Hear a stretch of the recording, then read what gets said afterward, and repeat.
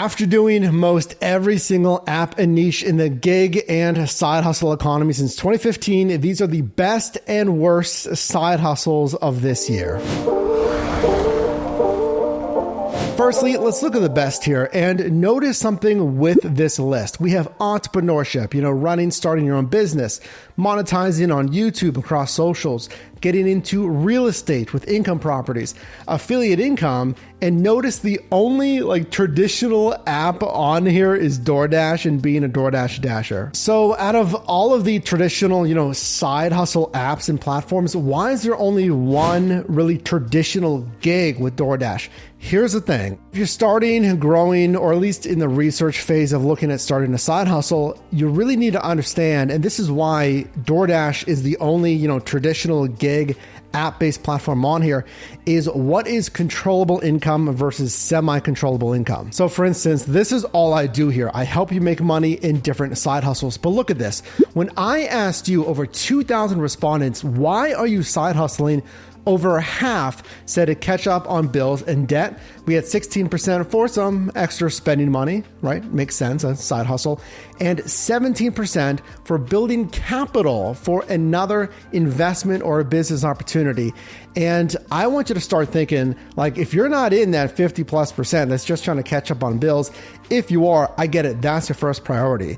But if you're doing this for extra money, just to get out and do something else, or ideally saving for an investment or a business opportunity, let me explain. When I first started my side hustle, I had the 9-to-5 job. This was October of 2015. I was in that category that was strictly, I was doing this for extra money. I was going out and spending money. And then if I didn't have plans, I was sitting around on the weekends, not making any money. So I thought, well, my salary is decent, but wouldn't it be nice to have some extra spending money? So I looked at Uber, Lyft, and then later food delivery as a side hustle. Now, fast forward after doing that stuff as a side hustle with a 9-to-5, when I moved out to San Diego from here, Pittsburgh, Pennsylvania, a company that I was working for went under. They were a startup. They literally could not pay their employees. So here I was with no job, had to apply to jobs and make some money. So then I pivoted to having really that first respondent group that we saw, to having to make money and doing the gig economy stuff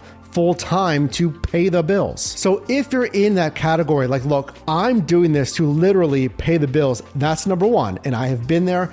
I understand that. That is first and foremost. But eventually I found another job. I started my YouTube channel in 2017. That started to make some extra money that I wasn't reliant, certainly, on those traditional side hustles. That is one reason why DoorDash is the only traditional side hustle on my list. Actually, let's look at the worst side hustles. So I've done this stuff, charging electric scooters for Lime, these survey apps like Survey Junkie, renting my personal vehicle on Turo, and we have an entire playlist if you want to see how that went. I've done this stuff. Rapify, wrapping your vehicle with an advertisement, the Coin app, grocery shopping platforms, Shipt and Instacart. I've done it, and they're on my list of the worst side hustles in 2023 because of, again, the control and the workload involved. So what this is doing is getting our focus into another discussion of active and semi-passive income streams. This is really related to the controllable and semi-controllable income streams that I'm talking about in this video. So again, if we look at the worst side hustle, look at this list here, that a lot of these, it's an active revenue stream. Yes, you're making money, but you're getting paid for your labor. Let me say it again. These income streams right here, you're getting paid for your labor, not necessarily what you own. So it's literally trading your time for your money. The scooters, I had to go out into the field. This was in San Diego. Pick them up, put them in my car, charge them at home, deploy them the next day. Turo, I mean, that might be the most semi-passive, I guess, but you're lending out your personal vehicle.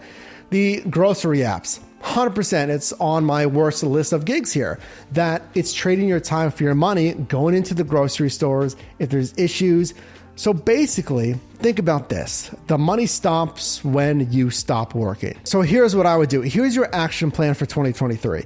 I would satisfy number one, okay? If you're in the category of I'm doing this stuff because I have to, I'm not making enough money, I don't have a job, and I need to pay bills, I'm not going to change that for you. I'd say, yes, do that number one because you got to pay the bills.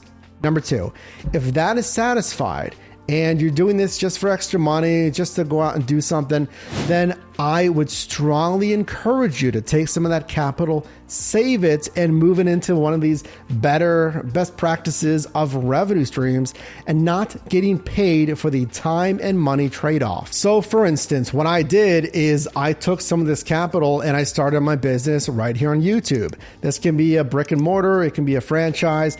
I am a big believer, though, in monetizing across socials, YouTube, TikTok, whatever it is. And in fact, I just launched pre-sale for our course, Mastering YouTube, teaching you the best practices from A to Z, everything from thumbnails, getting more clicks, getting views, getting subscribers, building a business, live streaming, looking at your analytics, and more on that course, Mastering YouTube. Right now, for a limited time, we have our pre-sale going on to get the best price ever. It's an investment, and it's meant to be an investment for the hours of content that you're going to get. And these best practices allow me to earn $10,000 a month every single month right here on YouTube. It's not an earnings guarantee for you, but you need to learn these best practices. Check that course, link down below. Because when it comes to making money here, there's really two strategies when it comes to a side hustle. There's the short-term income strategy, and there's a longer-term income strategy. In the short term, I'm doing this for 1, 3, 6 months. I'm making some money, the extra money. I'm saving for a large purchase that we saw in our survey results, and that's it. And that's fine, and that's what you want to do. You might be looking at your other job, career opportunities, what have you. But I would maybe at least have a long-term income strategy with a side hustle. It is a very easy way to generate money, aka capital, ideally liquid capital that you can use on other ventures that's not mandatory tied down for bills. So I would use some of this liquid capital and look at some business opportunities in our best side hustle list. And I include, again, let's look at this list here: entrepreneurship, selling a product, course, or service. I love digital business opportunities more so than brick and mortar, monetizing across socials, YouTube, other platforms, real estate that we talked about, all this stuff. This is what I would use your capital for in a traditional side hustle. So it's completely fine to drive the better apps, Uber Eats, I say DoorDash, or some of the best traditional app side hustles. But once we have that liquid capital, I would 100% use it for one of these other gigs. So if you want just the best traditional app, then yes, I look at DoorDash. If you want the best money-making strategy with some liquid capital, I will look at everything else that we mentioned.